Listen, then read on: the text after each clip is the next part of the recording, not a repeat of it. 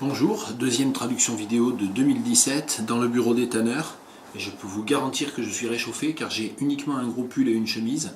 Et sur le site Tanner à l'université François Rabelais, il n'y a quasiment pas de chauffage ou un chauffage qui marche très mal.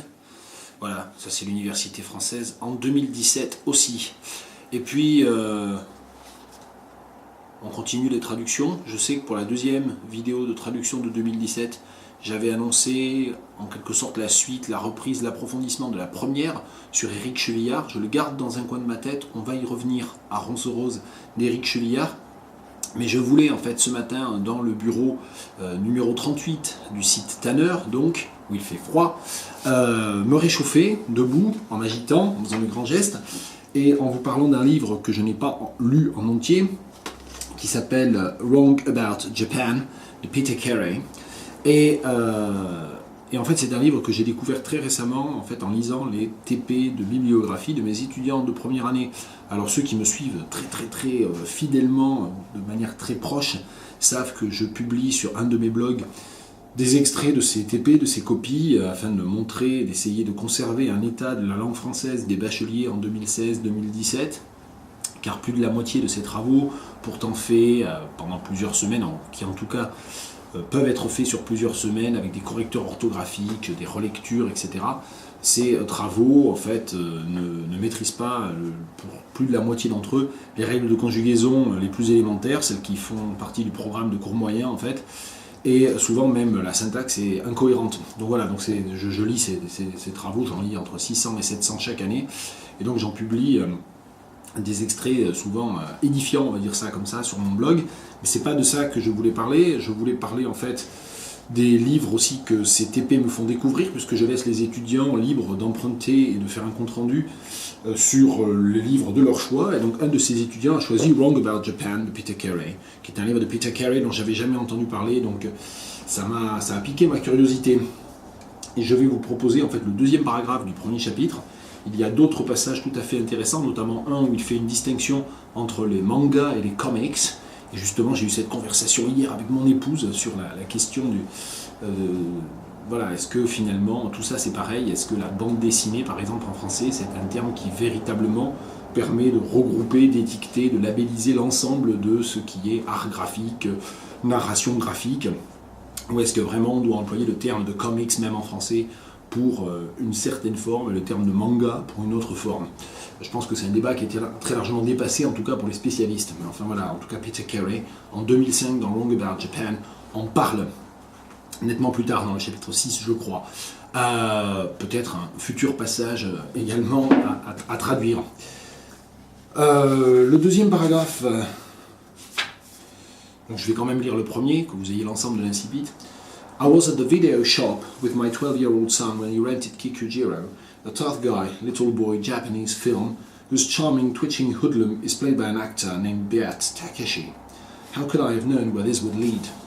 Over the next few weeks, Charlie rented Kikujiro a number of times, and although I was with him when he did so, I had no idea how powerfully he'd been affected, not until he said, quietly en passant, when I grow up, I'm going to live in Tokyo.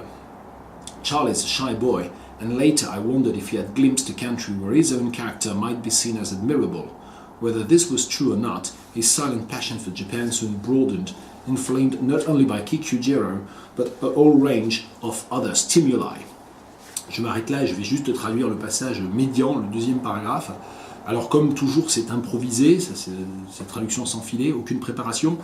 Et juste pour dire que je n'ai fait aucune vérification, mais il me semble que ce Kikujiro, c'est ce qui a été traduit en français par l'été de Kikujiro, je crois. Et vous voyez à quel point je ne suis pas du tout dans l'animation et le manga. C'est que c'est un film dont on a énormément parlé, je crois, qui est un classique et que je n'ai en fait jamais vu. Voilà, c'est pour vous dire mon niveau de béotianité ou d'inculture à ce niveau-là. Over the next few weeks, Charlie rented Kikujiro a number of times. Et là, on a un problème récurrent qui est la traduction de la préposition over the next few weeks, au cours des semaines suivantes. Charlie loua, alors c'est bizarre d'utiliser le passé simple, ce qui est curieux, c'est aussi d'utiliser le passé simple du verbe louer pour la location, parce que c'est vrai que c'est un terme tellement contemporain que quand on dit loua, on pense à l'éloge et pas à la location. Donc je pense qu'on a un petit problème ici.